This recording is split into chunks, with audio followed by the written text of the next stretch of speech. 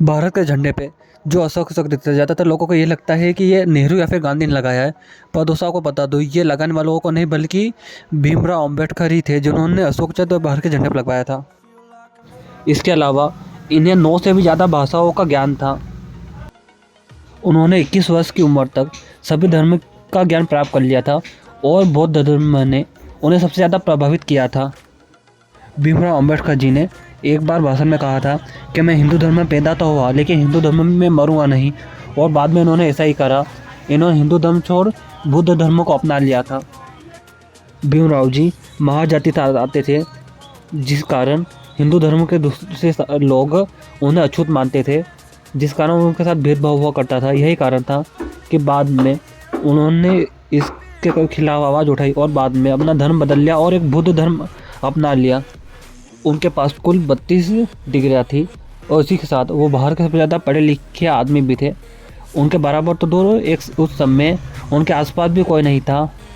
यही कारण था कि उन्हें उस समय सबसे ज़्यादा पढ़े लिखे आदमी के तौर पे भी जाना जाता था, जिन्होंने अपने दम पे इतनी नीची जाति से आने के बावजूद इतने आगे तक पढ़े और अपने लोगों को आगे पहुंचाया। इसके अलावा बहुत कम लोगों को पता होगा कि भीमराव जी ने 2 शादियाँ की थी। उनकी पहली पत्नी का नाम रमाबाई अंबेडकर था और उनकी दूसरी पत्नी का नाम डॉक्टर सविता अंबेडकर था। भीमराव जी अंबेडकर आज़ाद भारत के पहले कानून मंत्री थे और जिस समय भारत की कानून व्यवस्था पूरी तरह से बिगड़ हुई थी और जहाँ पे सब बिखरा हुआ था, उन्होंने सबको एक करा और सबको साथ लाया। यही कारण था कि उनके समय में ही भारत कानून व्यवस्था बिल्कुल सही पटरी पे आ गई थी, जिस कारण आज भी भारत की कानून व्यवस्था में कोई दिक्कत नहीं है और वो बिल्कुल सही तरीके से चल रही है। उनका योगदान उस समय बहुत बड़ा था। भीमराव जी अंबेडकर ने अपनी पूरी ज़िंदगी लोगों के लिए काम करा और उनकी मदद करी थी और वो हमेशा लोगों के लिए साथ खड़े थे। लेकिन आपको जानकारी है नहीं होगी कि जिस आदमी पूरी ज़िंदगी लोगों की सेवा करो काम करा, उस भीमराव जी अंबेडकर को, जिनकी मृत्यु साल 1956 में हुई थी, उनकी मृत्यु के 34 साल बाद भारत के सबसे सर्वोच्च सम्मान भारत रत्न दिया गया था। यानी उनको तो 34 साल लग गए भारत सरकार को सोचने में कि उनको ये भारत रत्न दे या फिर ना दें, और आखिरकार तो 34 साल बाद उन्हें भारत रत्न मिला।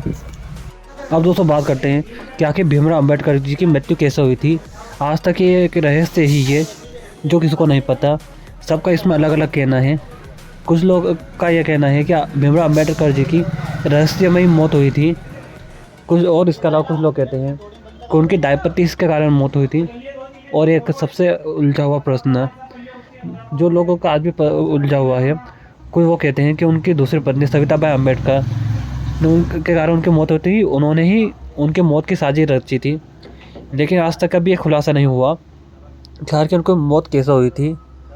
आज भी ये रहस्य बना हुआ है, पर आज हम आपको बताने जा रहे हैं। इसमें कई अलग अलग दावे किए गए हैं जो बताते हैं कि मृत्यु कैसे हुई थी, और पर अभी तक ये कोई सिद्ध नहीं हुआ, क्योंकि भारत सरकार और कई सारे पॉलिटिशियन वगैरह ऐसे थे जिन्होंने इस बात को दबाया और ख़त्म कर दिया और कभी उजागर होने ही नहीं दिया। और जो कुछ बातें आई थी उनके बारे में वो भी उन्होंने दबा ख़त्म कर दी। भीमराव जी अंबेडकर की मृत्यु की बात करें तो वो आज भी रहस्य है।